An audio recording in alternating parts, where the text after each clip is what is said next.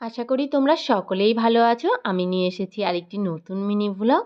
সকাল সকাল ঘুম থেকে উঠেই দেখি বাল্য সেবা হয়ে গেছে। পায়েল এখানে চিরা, খই, নারকেল সবকিছু ভালো করে মেখে নিল। তারপর আমরা প্রসাদ নিয়ে নিলাম। এখানে ভোগের তোড়জোড় চলছে।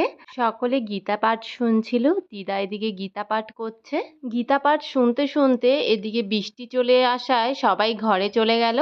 তারপর আমি স্নান করে রেডি হয়ে নিয়েছি। আমি এসে দেখি ভোগারতি গান গাওয়া হচ্ছে আর এদিকে জেঠি সবাইকে হাওয়া দিয়ে দিচ্ছে। প্রচণ্ড গরম পড়েছিল সেদিন। তারপর একে একে সবাই চলে গেল রাধারানীর আশীর্বাদ নিতে। ঠাম্মা এদিকে চরণামৃত দিয়ে দিচ্ছে সকলকে, আমিও চরণামৃত নিয়ে নিলাম। তারপর সকলেই বসে পড়লো ভোগের প্রসাদ নিতে। আমার শরীরটা সেদিন একটু খারাপ লাগছিল, তাই আমি আমার ভোগের প্রসাদটা ঘরে নিয়ে আসলাম। এই ছোট্টখাট্ট আয়োজনের মধ্যে দিয়ে আমাদের বাড়িতে রাধাষ্টমী উদযাপন করা হয়েছে। রাধে